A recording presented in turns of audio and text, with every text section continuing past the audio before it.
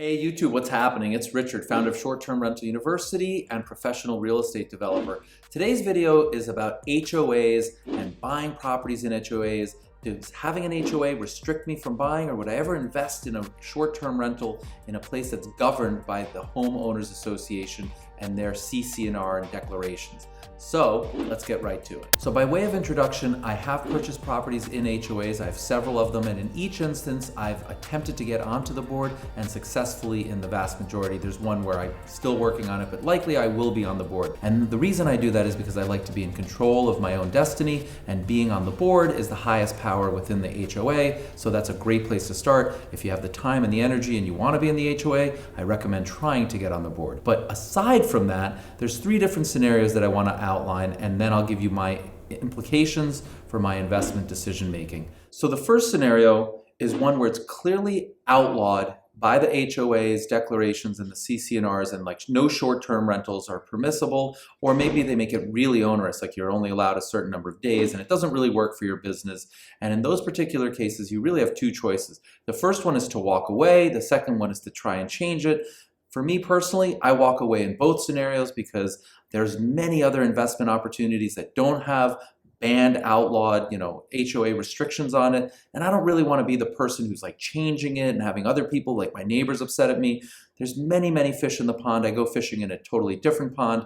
I recommend you do the same. Life is short. There's many fish in the sea. So if it's banned, no go. The second scenario is you and your lawyer, you've read the bylaws, you can't find anything allowing or disallowing short-term rentals, and so by virtue of the fact that it's not mentioned, you accept the fact that it's legally allowed, and you would be correct at a point in time. And that point in time might change, and also the rules may change, and so when it's not clearly allowed, and it's kind of vague or subject to interpretation, or it might change in the future, that's kind of like a question mark and a maybe, and I would do more work and more diligence speaking with your lawyer and the HOA to understand the following. Not whether or not it will be allowed in the future, but here's the question asked. What does it take for the HOA to change the bylaws? How do you make an amendment, a modification, a rule change, a restrictive covenant? How does the HOA behave as times change and they have new things that come to their attention? And in this particular case, I really want to make sure that it's ironclad, that if I'm running a short-term rental business there, that my business can continue to operate even if the HOA were to change its mind. So how does that work? Well, let me give you an example. I have a property in the state of North Carolina, and the work that my lawyer and I did about an HOA where the OBX project is currently being built was to understand that the HOA, by law in the state of North Carolina, can only change the bylaws if they are less restrictive, if they are easing the laws, if it's to everyone's benefit and it's easier, not making it more restrictive, not making it more onerous, the exact opposite. And interestingly, it still requires 100% unanimous vote to make it easier. If they don't make it easier, it's not allowed. If they don't have 100% of the vote, the rules don't change. So in that particular case, if I was buying something with an HOA in the state of North Carolina and it wasn't clearly defined, I would take greater comfort, because if I buy that property, I can always vote in my own self-interest, and I could block the HOA from making something easier, not harder. But you have to check about your own HOA, your own community, the bylaws, and your own state rules to do that diligence. But don't take anything for granted just because it's not clearly outlined. And then the third scenario is when it is allowed. So you read the bylaws and you're thrilled to say short-term rentals are allowed, and here's the, probably a few restrictions. You might need a permit, there might be a fee, you might need to have like a property manager on call, like whatever, but you can live with all that because short-term rentals are allowed. So hooray, right? Well, let's not celebrate just yet. I still do that same diligence, speak to the lawyers, understand what it takes to change. Just because it's allowed today doesn't mean that there's not a really destructive party, God forbid, just like tomorrow, and then the HOA decides to change it. So even if it's allowed, do your diligence with your lawyers, understand what laws the HOA can change and under what conditions and circumstances, and make sure that you have the ability, you yourself have the ability to block or restrict any changes that are unfavorable to you. And again, it's a very personal matter of risk tolerance and preference, but I'm not prepared to invest in a 30, 40, 50-year investment Like, that's what real estate is. It's a long-term investment.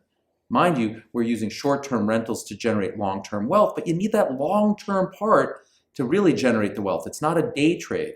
So just because it's allowed today doesn't mean it'll be allowed tomorrow unless you check with your lawyer and do all the diligence about the bylaws in your state and so on. So those are the three different scenarios that I've encountered. I own properties in multiple HOAs. I sit on multiple boards, and HOAs in and of themselves have not restricted my purchases. I've always found great opportunities outside of HOAs and also in HOAs. But that's the way that my mind works, that I would encourage you to take the time and the diligence, bear the small expense to pay your legal fees, because a small amount of money can save you a major headache later. And by the way, if you're in an HOA that does in fact change the laws, do you think you're the only short-term rental owner who's gonna sell? So now you've got 5 condos that are identical selling.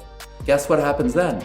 Prices go down. You never want to be a forced seller. When bylaws change, there's going to be forced sellers, and you don't want to be that guy. So do your diligence in advance of purchase and have the confidence to walk away knowing that there are many other fish in other ponds. Some people like to talk about fish in the sea. I like to be a big fish in a small pond. Anyway, I hope you enjoyed the video. Please like it, comment below, and subscribe to the channel, friends. Thank you. Hey, I hope you enjoyed that video. Thanks so much for watching, but I want to share with you something that's really fantastic. My team and I have been solving one of my problems. You know, I'm all about building a brand, and the single best way to build that brand is to develop a relationship with your clients, and you want to get started sooner. So what I did for myself was create my own website tool, one click, and I have my own website. It's customized for me, 4 different templates to choose from. It's absolutely gorgeous, and one click, anyone can do it. And what this allows me to do is to develop relationships with my clients. The sooner the better. You don't want to delay and get started in 6 months or in 2 years.